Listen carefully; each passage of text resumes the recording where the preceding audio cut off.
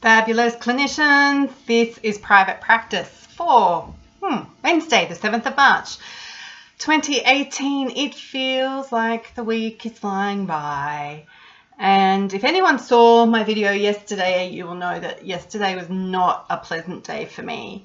I really forced myself to do a video yesterday because, again, this video series is about the good, the bad, the ugly of being in private practice. And I didn't want to show you ugliness yesterday, which is why the video was so short. And to be fair and to be honest, I didn't have it in me to share with you some of the stuff that went down. I didn't think it was appropriate for me when I was still processing my own emotions and processing my own sense of what had gone on.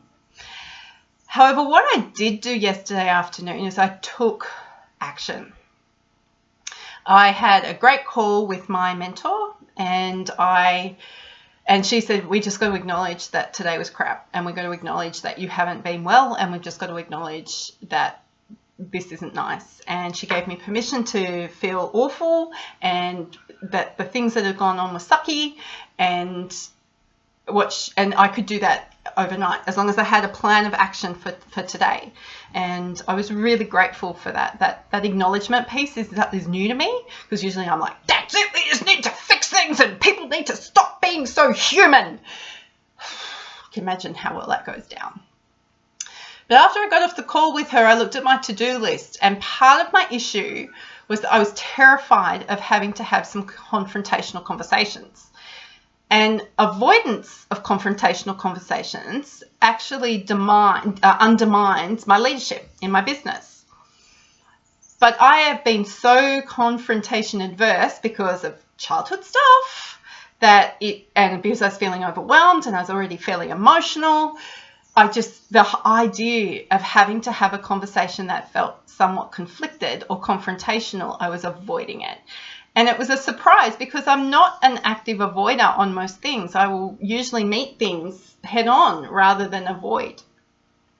So it was a wake-up call for me that I was at risk of damaging the reputation of my business because I wasn't showing leadership. Now, I know many of you watching this will go, well, I'm the only person in my business, so I don't lead anyone. You lead yourself every day.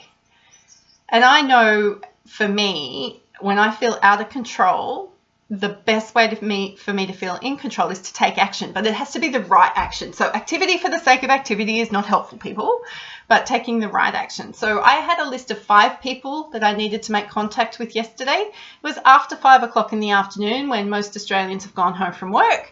So I thought, okay, I prepared voicemail messages which would compel me to follow them up today, but I didn't want to get to today and still be avoiding. So I was like, how can I hack myself to know that I will have to follow through with these conversations again?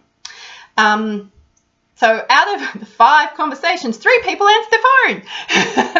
And none of the conversations were ugly.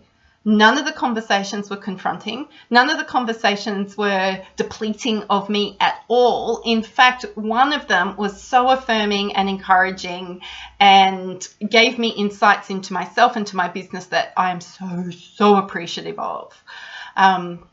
It was such a beautiful conversation. And it was because I had prepared myself and prepared the outcome that we needed to have. I didn't know what the outcome was going to be, but I knew that we needed to have a resolution of some stuff. So I was really, really proud of myself for taking action.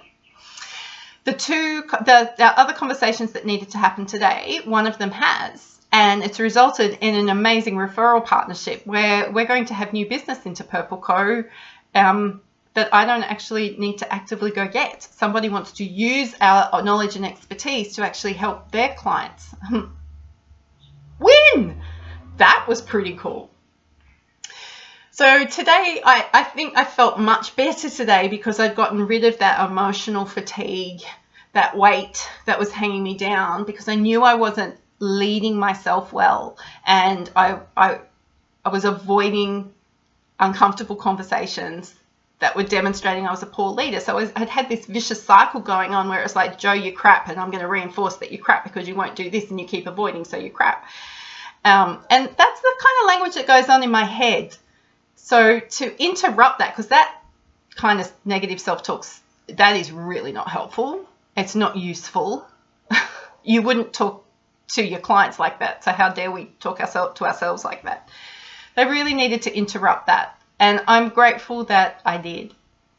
I will let you know, however, that I got so excited yesterday afternoon after I had made all these calls and I wanted to tell a few people about the fact I was feeling empowered, that the polenta did burn and stick to the bottom of the saucepan.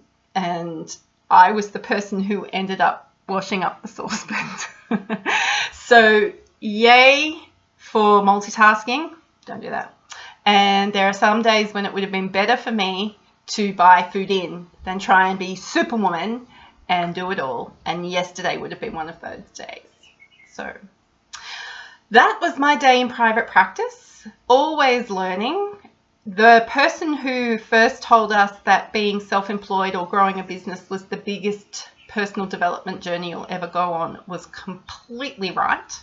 Every time you think you've got your stuff sorted, something else will come along and show you that there is a new layer of that onion to peel away.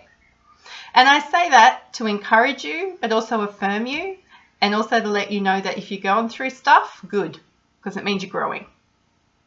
There's a whole heap of analogies I could make there about poop, but I won't, because I've got to go make food now. Wishing you a fabulous day, evening, morning, and I'm looking forward to talking to you again later this week.